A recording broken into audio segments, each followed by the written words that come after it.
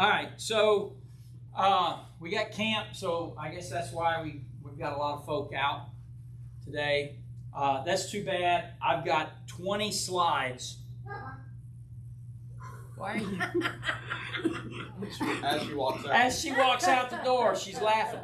I got 20 slides I wanted to go through tonight, but might not make it now. So, all right. So we're going to look at Proverbs 31. I did not let Dawn look at my lesson, so she will be just as surprised as everyone else. There's a surprise ending. So I just tease y'all a little bit with that. Next week. Proverbs 1 through 31. This is the Proverbs woman, the Proverbs wife, right? The Wonder Woman. We're going to study all about her. However, the first 8 or 9 verses are not got anything to do with wifedom. So let's just read through them.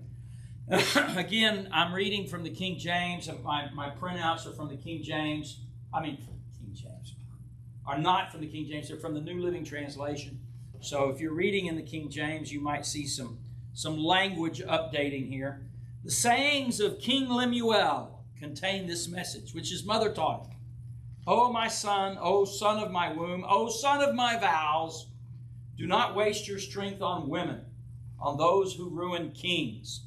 It is not for kings, O Lemuel, to guzzle wine. Rulers should not crave alcohol, for if they drink, they may forget the law and not give justice to the oppressed. Alcohol is for the dying, wine is for those in bitter distress. Let them drink to forget their poverty and remember their troubles no more. Speak up for those who cannot speak for themselves. Ensure justice for those being crushed. Yes, speak up for the poor and helpless and see that they get justice. So, we start off with a king, and just like in chapter 30, we see the name, and it's not Solomon, right? Remember, it was Agur in chapter 30. Now we've got Lemuel. Well, Proverbs is supposed to be written by Solomon, but these last 2 chapters are, at least on the face of it, not the writings of Solomon. They are writings that were collected. And you'll remember that what was it, 27 or 28, that it actually said that some of those writings were found, they'd been forgotten, lost in the temple, were found by the men of Hezekiah and brought in and read to the king. So these last 2 chapters are from someone else, 2 different people. Little is known as to who these men are, where they were from. There's some speculation that they were brothers. There's some evidence, going back to the direct Hebrew, that they were related. And Lemuel, the name that we see in this chapter, Lemuel actually means, coming out of Hebrew, belonging to God. Belonging to God. Okay? So some scholars believe that Lemuel is a reference to Solomon, an alias, a mother's pet name, if you will. Okay? So, Solomon may have been his given name, but his mother called him Lemuel. Okay? Just like you might call, you might have a grandchild named Doofus, right? But you might call him Precious, or my precious one, right? You've got a little pet name for him. You hear Shannon all the time talking about Everly as Peanut, right? Calls Rachel Little Pet, right? So he's got these little pet names. So I think my oldest daughter was I called her Baby Doll, and my youngest daughter was Little Darling. And my son was lucky I called him for dinner. Shame on you. I know. Couldn't resist. Sorry, son. That sounds like the joke that had a grandfather always said, man, I'm so proud of you. I had to pay all the other grandkids to be good, but you're just good for nothing. Yeah. When is a dad joke? Or when does a regular joke become a dad joke? When it becomes apparent. Okay.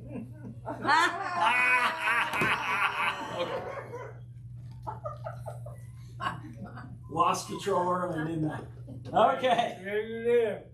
Now, another interesting note here is Lemuel did not conceive of any of these lessons in chapter 31. These are not his. He's not talking. You notice the very first verse? His mother taught him this. His mother is the author. Okay? And so she's given him advice, and this whole chapter is the things she taught him. Okay? So how many of you ladies have ever tried to live up to the Proverbs 31 image of a wife? Right? So you don't blame a man for not being able to do that. Blame another woman. Right? A mother-in-law, no less. Oh my goodness. Come on, I'm a mother-in-law. I can't say that. I have one of the best mother-in-laws I ever born. So, but I'm going to give you, like I said, there's a little bit of a surprise ending for this, so you got to stay tuned. But this was given to him by his mother, okay? At least on paper. So bear this in mind as we read about the virtuous woman coming up. Now, most of what we've seen in these first verses here is repetition of the lessons that we've already studied. And perhaps this is an indication of the universal nature of wisdom, right? True wisdom. It all comes back to the same themes, right? Remember justice, speak up for those who can't speak for themselves, right? And then, of course, this admonition about alcohol. In the very first verse, we see "oh," right? She refers to, "Oh, my son, oh, son of my womb, oh, son of my vows." Now, this is a literary device. "Oh" here could very easily be replaced with "what." Okay, what? And so the intention of these verses, "Oh, son of my womb, oh, my son," all this, is basically, if you're reading it out of the Old Hebrew, is what will you do as king? What will you do as an adult? Who will you be? What will you be? What kind of king will you be? Right? So as this lad was growing, his mother was basically asking, what are you going to be when you grow up? What kind of man? What kind of king are you going to be when you grow up? And then, of course, she then proceeds to provide him instruction on some personal aspects of behavior and character. Okay? One of the first things she tells him is, do not waste your strength on women. Okay? Don't chase after floozies. But in the ancient world, right, they didn't have floozies of a sort. So this appears to be referenced to, as king, right, he needs to be careful about the harem. So many kings of the past had harems. And there's probably not many, if any, men alive who haven't at least once had that passing fancy about being a king with a harem. Well, what she's telling him is what she's talking about, the ruination and all that. Harems are expensive. That's a lot of people to feed and house and clothe. And there's a lot of drama. It's hard enough to get along with one, more or less a harem. A lot of drama. Okay? We could see that when we read the story of Abraham and Sarah and Hagar.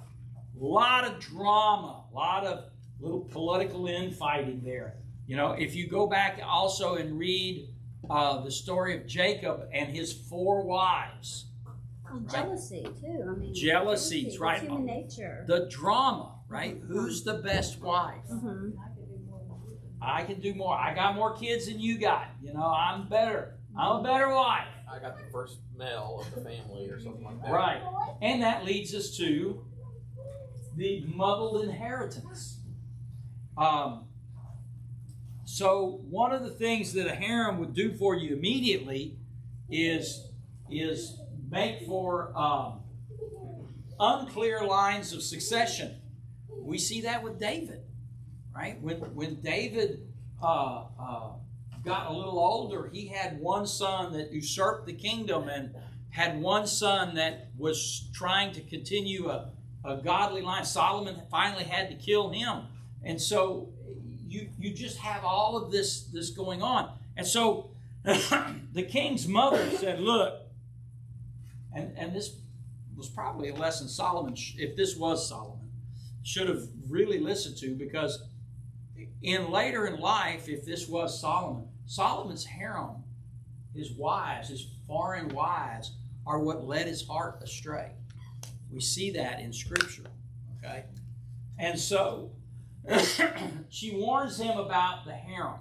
If we were to translate this into modern times, it would simply be chasing after women, right? If you're a man, chasing after men if you're a woman. And no, we're not going to go the other way. That's not scriptural. Okay? So like the brother so ineloquently put it a moment ago, right? It's difficult enough to live with one woman, and again, I'm going to, for a wife to live with one man. I'm going to go there with you. Remember that as we've read through Proverbs, because it's pointed at a son, at a man, it's always gender specific to the role of the student here. So man, so woman. It would be very easy to point all of this at a daughter and just transpose the gender. Okay, daughter, listen to me. Don't waste your strength, your virtue on men. Right? And that would be something that would have become immediately clear to us in our understanding of today. Don't waste your strength on men. How many young ladies have had their lives, young lives taken away from them, right? Reordered because of the actions of a man. You see, get where I'm going. I'm being very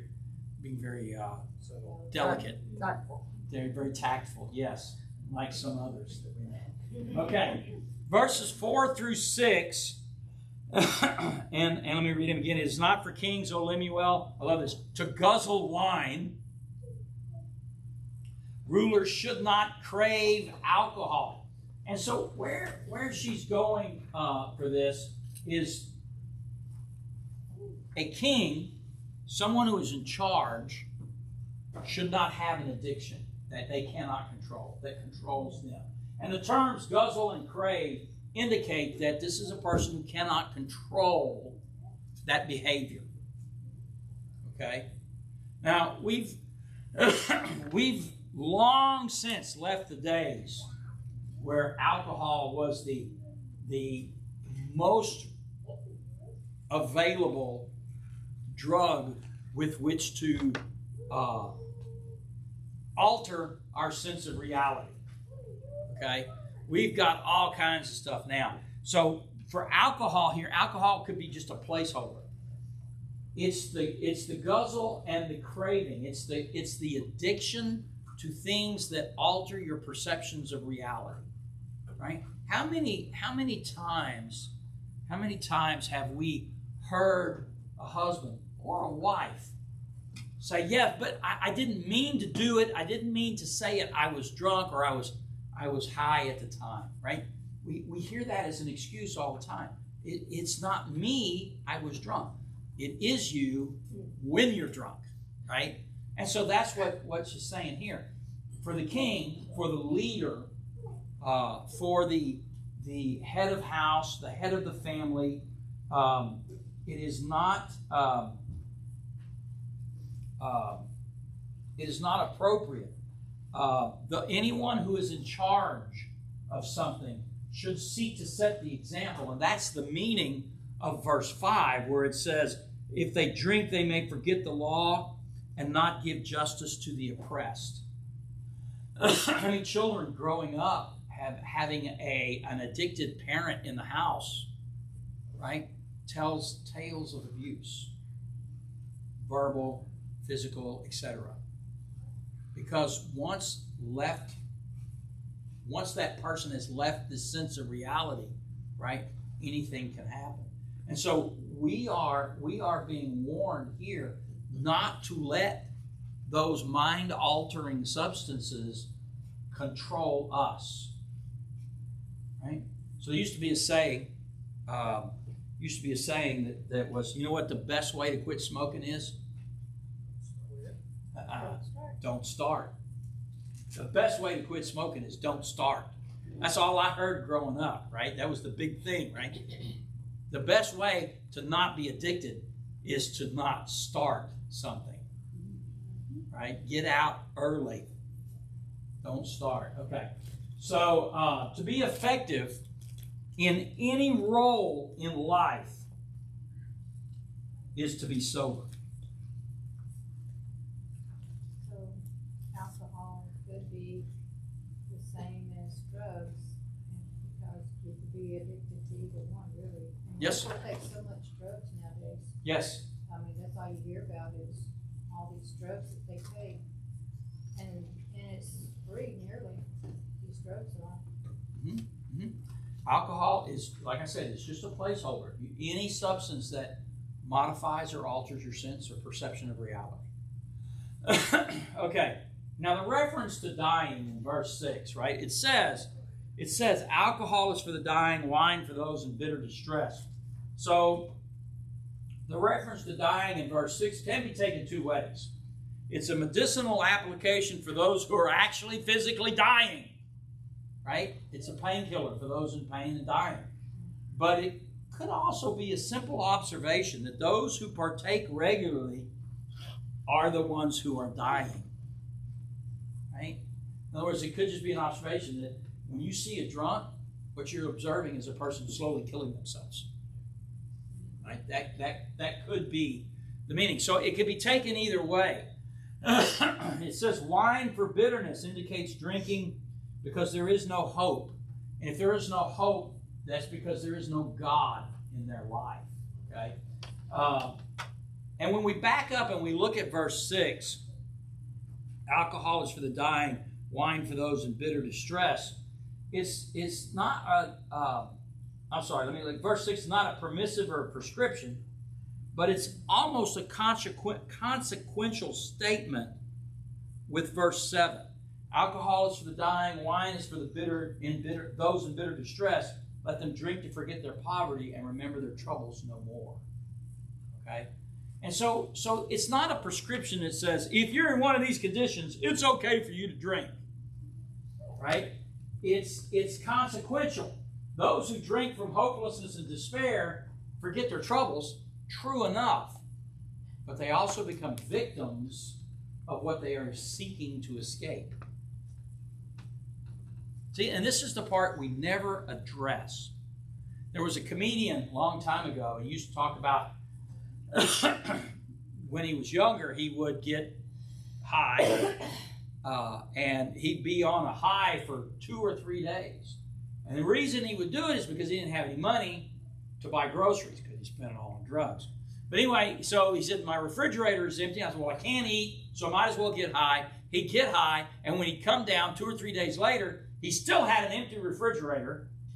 He still didn't have any food in the house, and somebody stole the refrigerator.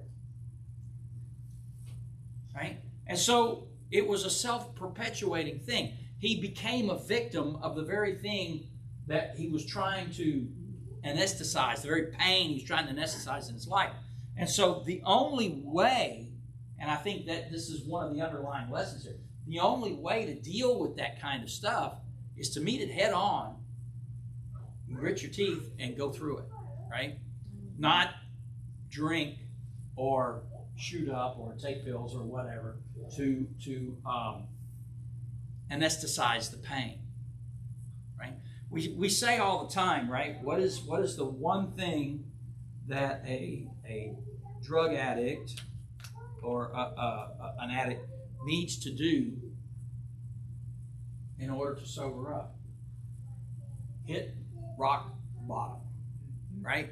I mean, they got to hit the wall, and they got to hit it hard.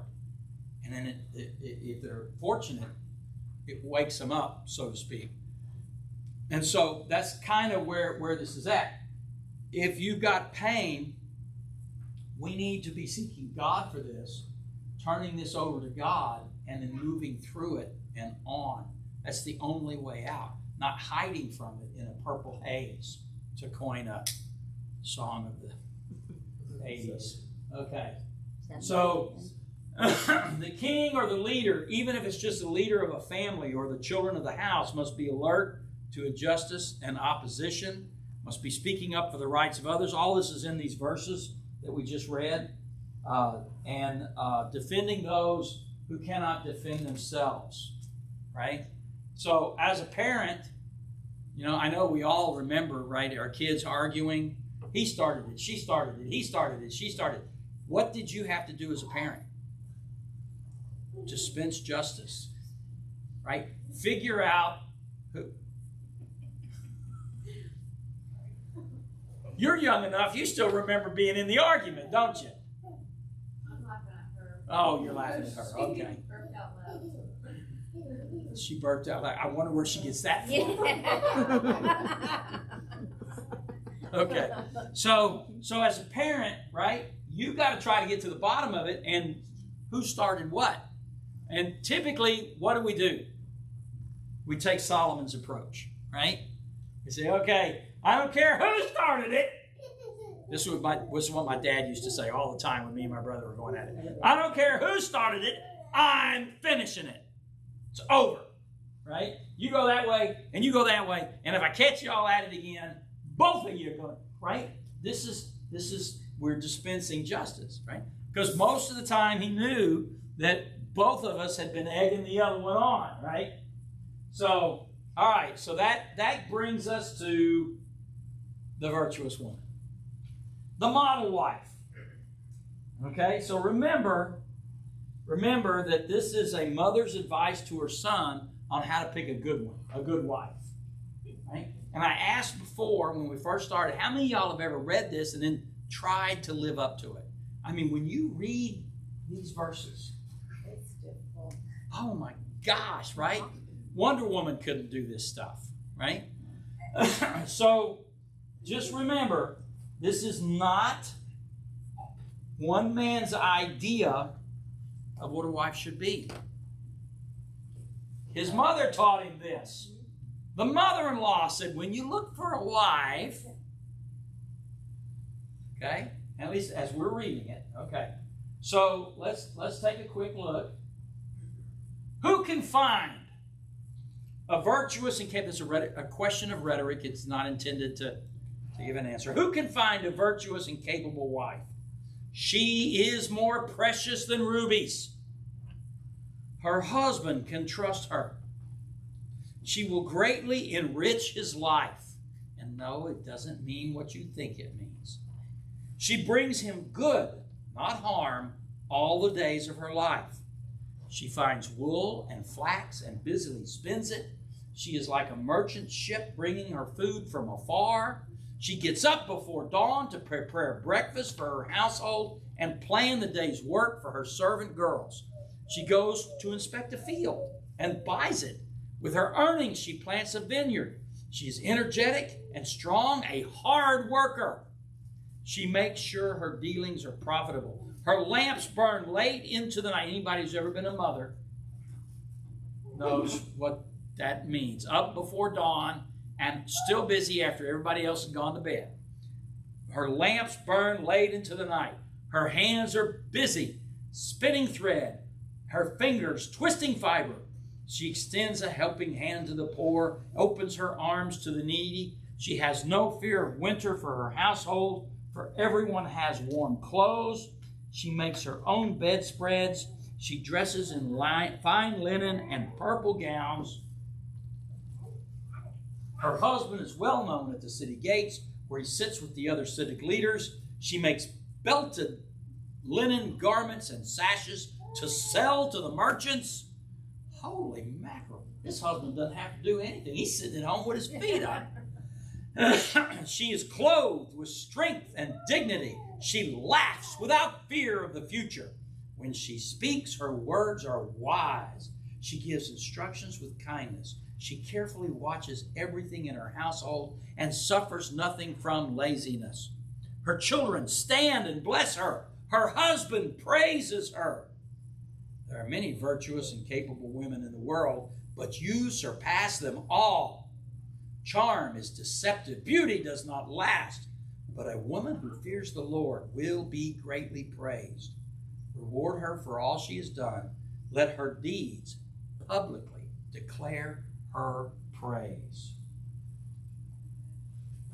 Oh my goodness. Right? Now, remember, we can easily flip this. This could be a father's advice to a daughter. Look for a man, a husband, right, that goes and works busy late into the night, that takes care of business and has no fear of the future. This is very easy to flip the target here. So I don't want to, but we have, at least in this culture, at least for the last 20 or 30 years, I've always heard that this is the model Christian wife right here. What you should aspire to be is right here. Proverbs 31 woman. Woo! Right? And like I said, how many of y'all tried to live that and go, there's no way. Because that husband of mine, I'm going to kill him. Right? So let's go now. Now let's go there. Let's just talk about what we have here. We got nothing. That's what we have. So in Hebrew, these verses are a style of poetry. All right? We lose it in the translation to English. So what it looks like is it looks like this. It's a poem, and in the Hebrew, each section starts with a letter of the alphabet. And so it builds,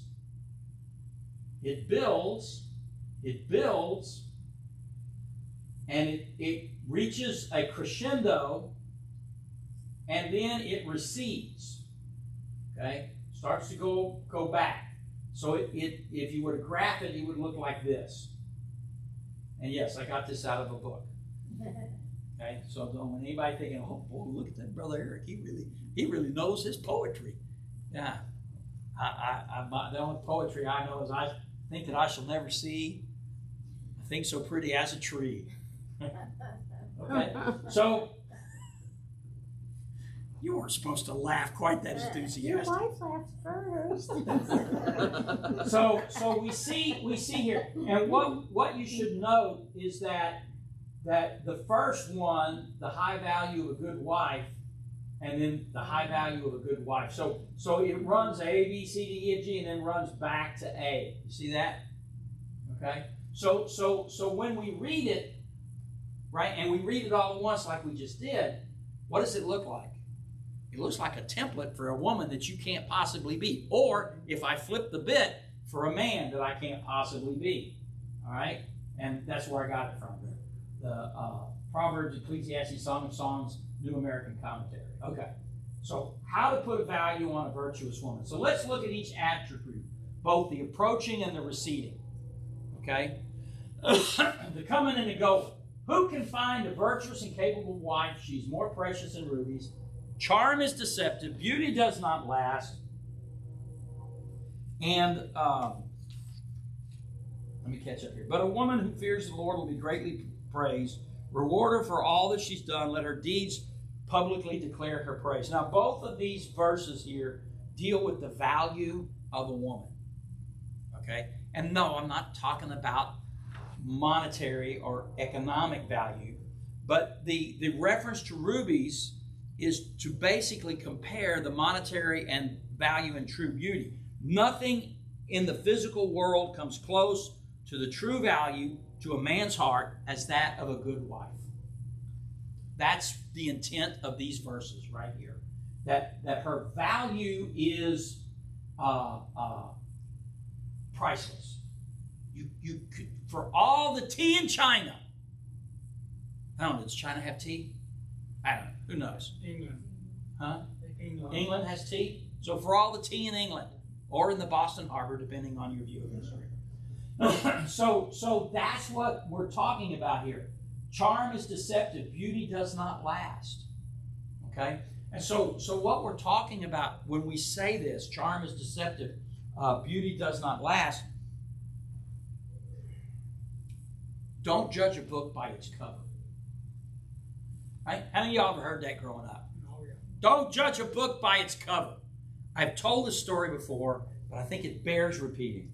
When I was little, we went to church, went to Sunday school, Baptist church. So being a good Baptist, we were there for Sunday school on Sunday mornings.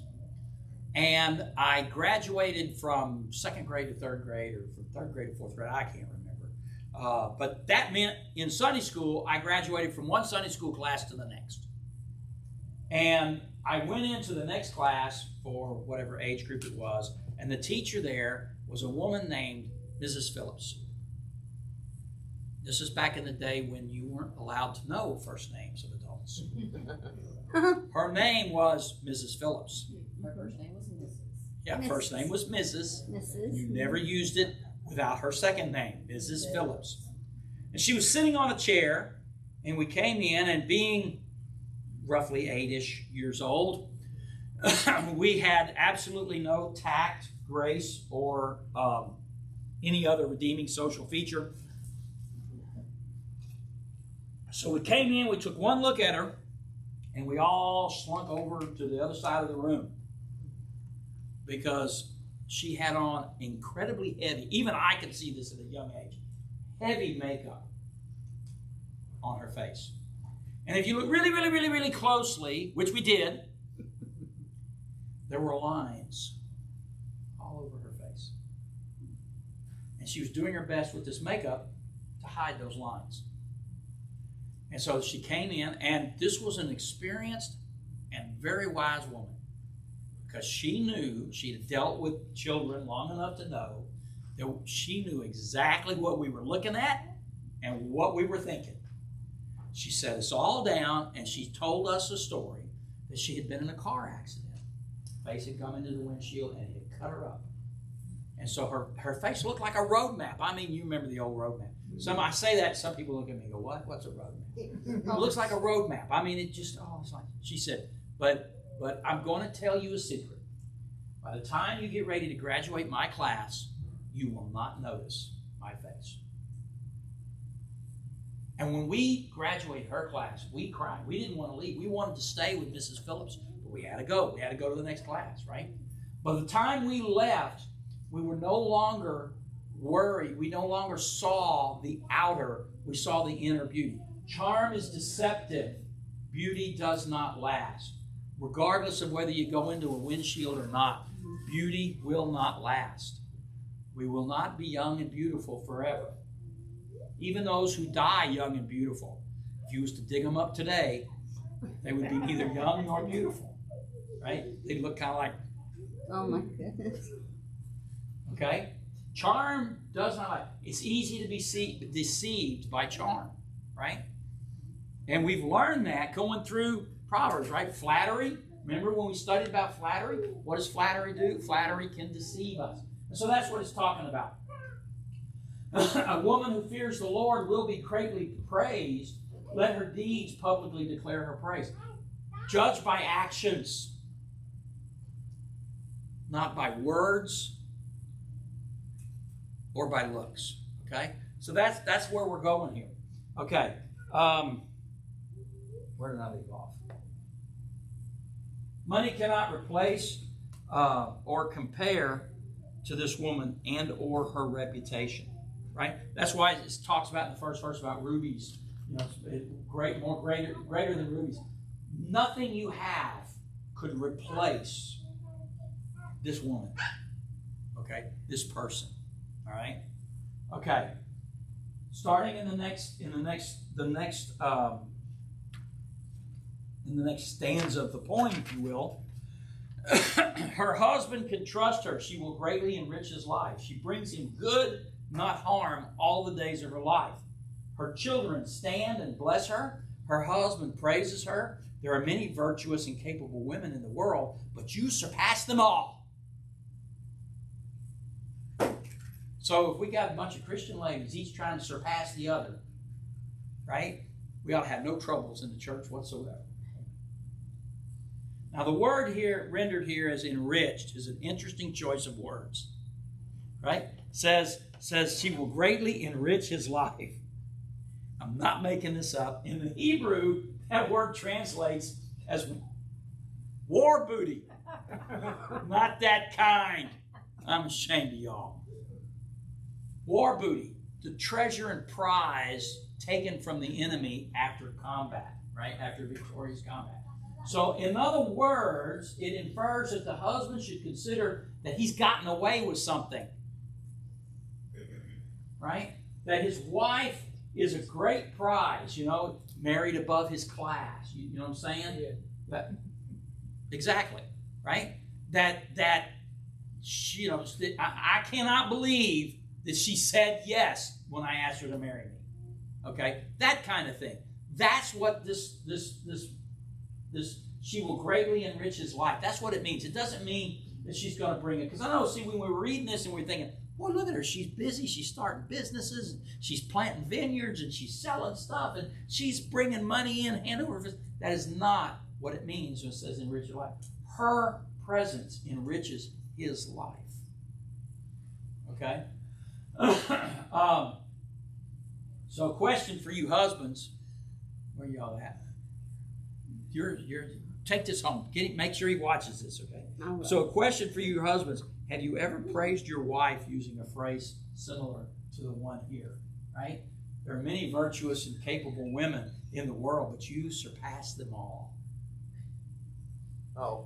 I thought we were supposed to say the word war booty.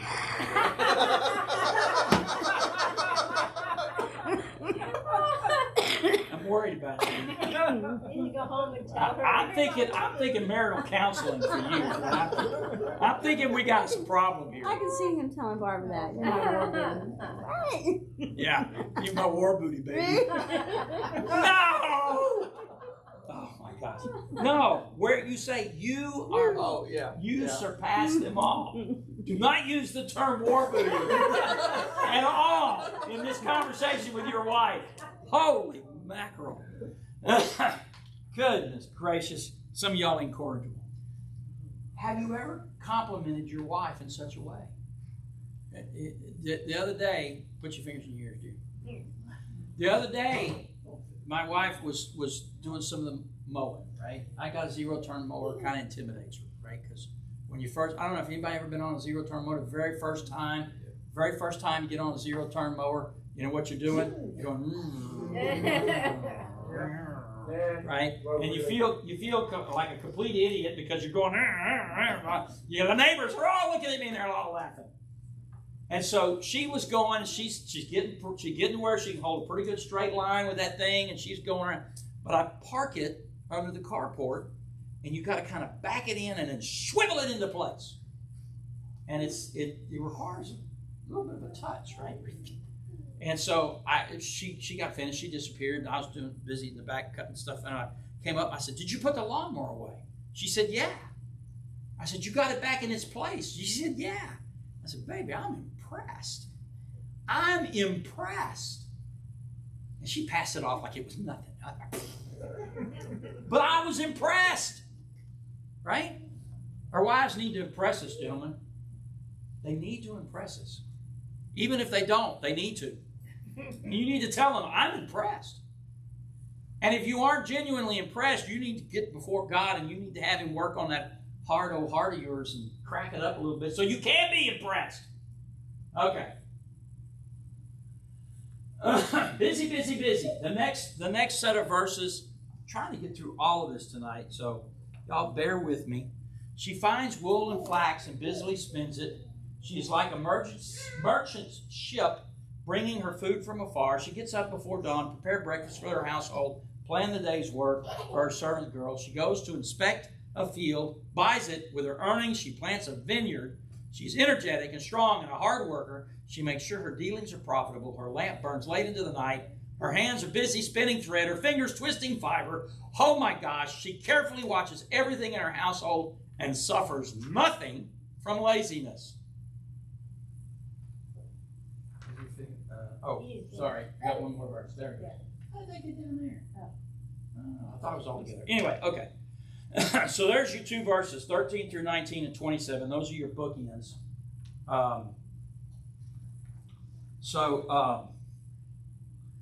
So note here, since she's busy, okay? Always busy. Most of us guys, what do? We come home from a hard day of work, all 8 hours of it, plus 2 hours of drive time, and we sit on the couch and we go, I'm exhausted. Meanwhile, and I like with my wife, I'm like, will you stop and sit down? You're making me tired. She got too much to do. I said, you know what? It'll be there in the morning. No, can't have it being there in the morning. Gotta take care of it now. Busy. So note the enterprises that this woman is engaged in, the one that we're reading about. She's making clothes, or at least making sure there are clothes in the house. That's all that spinning wax or spinning flax and all that stuff, okay? She's bringing in the groceries, right? She's going out into the marketplace.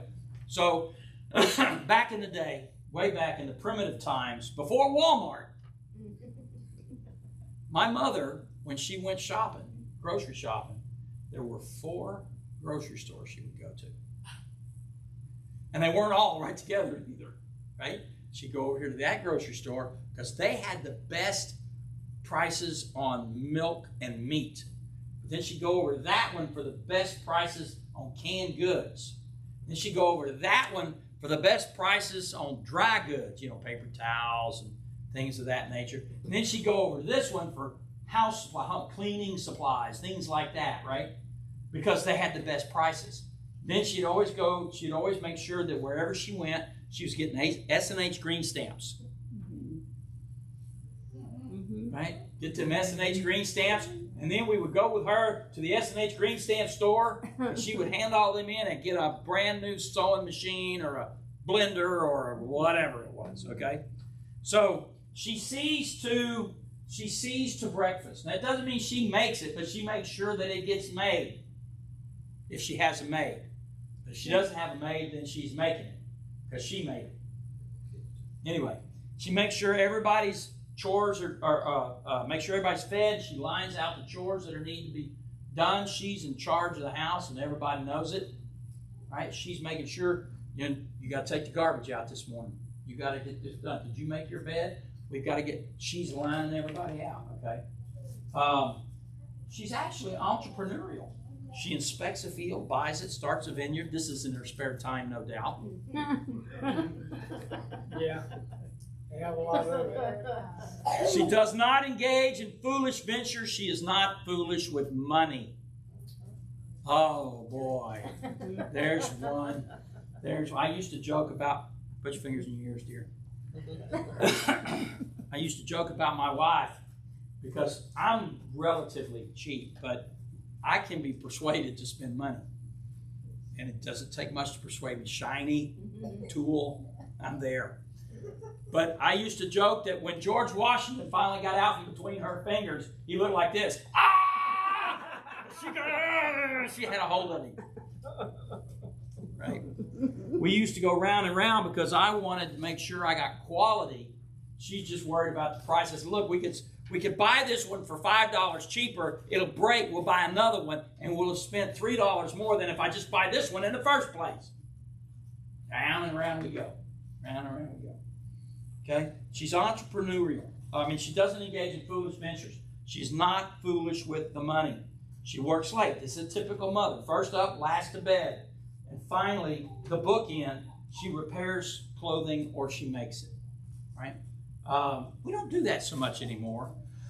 Actually repair clothing. But in this particular instance, you would make sure that the clothing was good, right? If you had a tear, well, some of the teenagers today, they buy the jeans already torn. But if I had a tear in my jeans, I had an iron-on patch. She'd stitch it together. I'd get an iron-on patch, or those jeans would mysteriously disappear. And I would have a new pair of jeans, right? And that's what this is talking about. She makes sure that the house are taken care of. And then the receding line is a summary of all this. The receding line is she carefully watches everything in her household, suffers nothing from laziness. She is not in any way, shape, or form lazy. No sitting on the couch, eating bonbons with a little frou-frou dog, right? You know, with a little fan. None of that, right? This is a woman who's taking care of business, okay? You're like, oh my gosh, you know, how in the world? I don't know, because you read through this, I thought, if this was aimed at a husband, I'd be pretty upset about it now. Going, who can live up to this? She extends a helping hand to the poor, opens her arms to the needy, and the receding, when she speaks, her words are wise. She gives instructions with kindness. One of the tenets of wisdom that we've learned as we've gone through Proverbs is to be generous, to help the poor, the needy, etc. So in verse 20, we see the physical manifestation of this wisdom. She extends a helping hand to the poor. That's the physical execution of that kind of wisdom. In verse 26, when she speaks, her words are wise. This is the verbal manifestation of this wisdom. Okay? So in her kindness, in her helping, she helps both with handouts or helping hands, and she helps with advice. But when she gives advice, it is with kindness. How many of y'all have ever gotten advice that was not kind advice? Right? It was, you're an idiot, I'm going to tell you what to do. Nobody ever did that to you, Frank, right? Frank's just looking at me. He's not responding in any way. So let's move on. Okay. So she has no fear. No fear of winter for her household. And she laughs without fear of the future. You notice 21a, 25b, we've cut these verses in half. Okay, because we're getting close to the middle here. So we cut these verses in half. So we'll see the second half of these verses. Well, the second half of the one and the first half of the other one. But there's no fear in her actions. That's the point of this. And there's no fear. She does not fear winter for her household here, the second half, because everyone has warm clothes. Right? In the King James, it says scarlet. Her family's dressed in scarlet. Well, what has red got to do with not fearing the winter? But scarlet was a very high-priced fabric back then, very thick, very luxurious. So it kept you warm. So if you had a scarlet robe or cloak or something, you were kept very warm. So that's where this comes from. So she is clothed, no fear of the future. She's clothed with strength and dignity, and so she laughs without fear of the future. So she is clothed or prepared. It could be. Hang on a minute. Let me make sure. It might be the Lord. I want to make sure. No. Okay. So she is clothed or prepared for the trial, the cold, or the unknown of the future. That's why she's able to laugh at the future. She's ready. Now that doesn't mean that whatever comes through the door, she's like, oh, hey, I got a thing just for that, right? That's not what it means. It means, though, that with dignity and strength, she can handle anything that pops up, okay? She has no fear because she is prepared, okay? Spiritually and mentally. I want to focus for a minute on clothed with strength. I titled the slide, The Wife, right? You notice it looks like a title there, so we're going to get that. She's clothed with strength and dignity. That's why she has no fear of the future. So strength, a condition in which one can exert great force or withstand great force with a focus of having ability to do what is desired, intended, or necessary.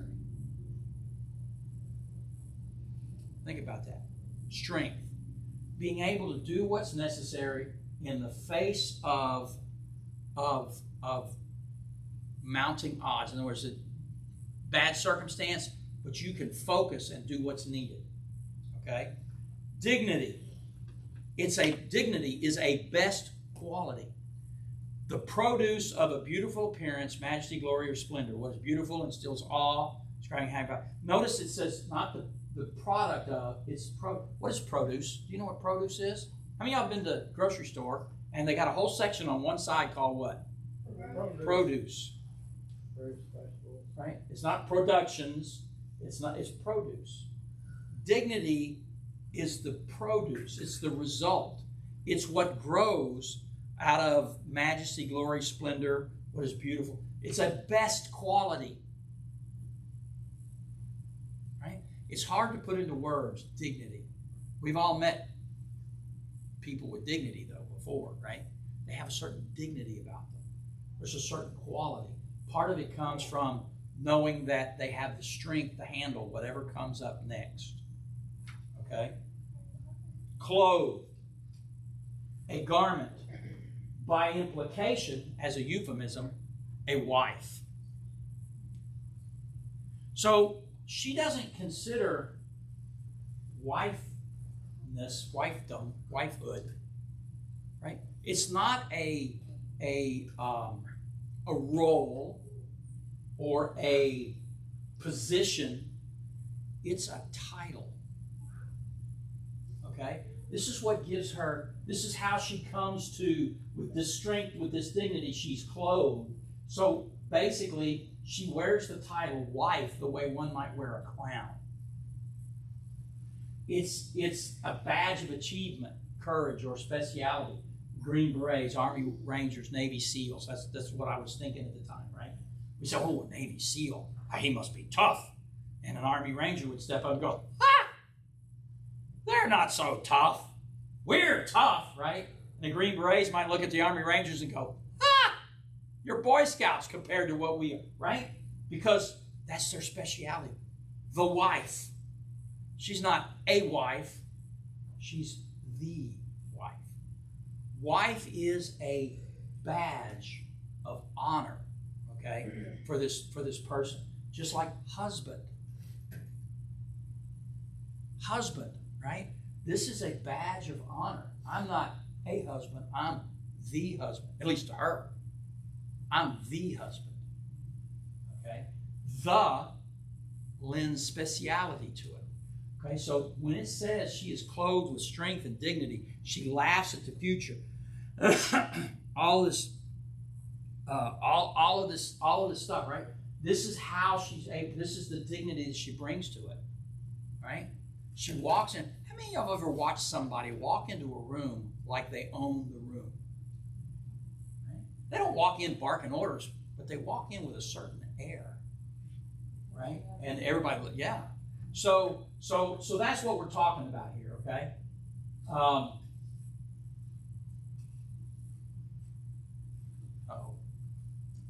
losing my clicker here. It decided that it wasn't. Okay, so we're almost finished. I'm going to try to press through this. Here we go. Got it. It came back. She makes her own bedspreads. Verse 22. She dresses in fine linen and purple gowns. And verse 24, the opposite of that. Oh, okay. She makes. I was like, oh, somebody's biscuits are done. Okay. She makes belted linen garments and sashes to sell to the merchants. Okay. So what do we? The wife here makes the home a finely decorated place. It's beautifully adorned. That's the intent here. Okay? The beautiful linens. Linen and purple here suggests goods from more exotic things, right? Fine things, finer things. Okay, the higher level. Purple also suggests royalty and nobility. So she makes.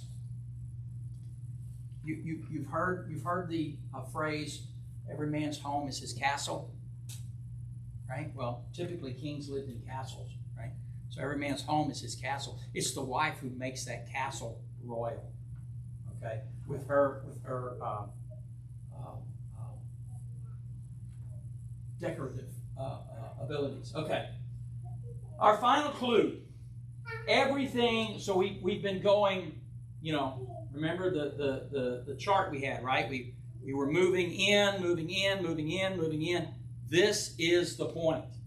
This is the subject, the center of the poem, if you will. Her husband is well known at the city gates where he sits with the other civic leaders. Well known at the city gates where he sits with them. This is the point of the whole poem. The woman, the wife, is bringing her husband to a point of respect and reputation. Like, what? I'm doing all that work to make this yahoo just somebody that's respected down at the gates of this, down at the courthouse? Are you kidding me? Okay. So, I asked this question to begin with. How many wives have tried to live up to this ideal of the virtuous woman? Right? I was taught early in my church-going life, we were taught this was what women should aspire to be. The problem is that you can very easily spin this around and it becomes the portrait of the ideal husband. Right? All this busyness and work and industry and making his wife the respected. So we could easily spin this around, and guys, we'd be in trouble. Because we come home from work and we don't want to do anything else. I will tell you something. My light, when I get home from work, my light's only burned for about 45 minutes, and then I'm taking a nap. Because I got to have enough energy to get up and go to bed later on. Okay? So this would be very difficult for us. But here's what I want to do. Because we're almost done with Proverbs. I want to remind you for a moment how we started our journey through Proverbs. We're going to go all the way back to the beginning.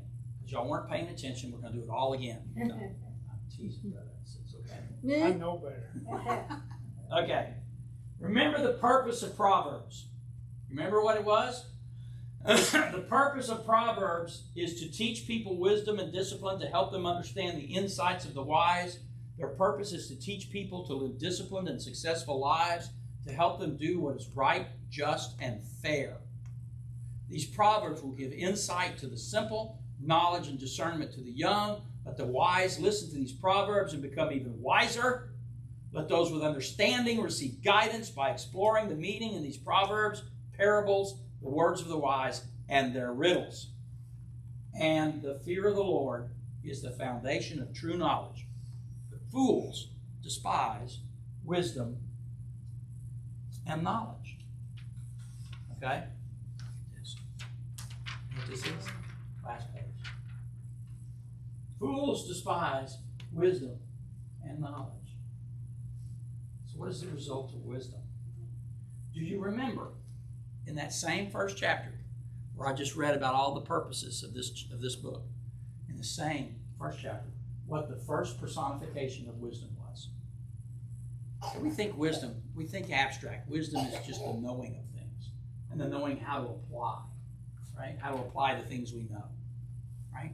But we remember when we started this journey through Proverbs,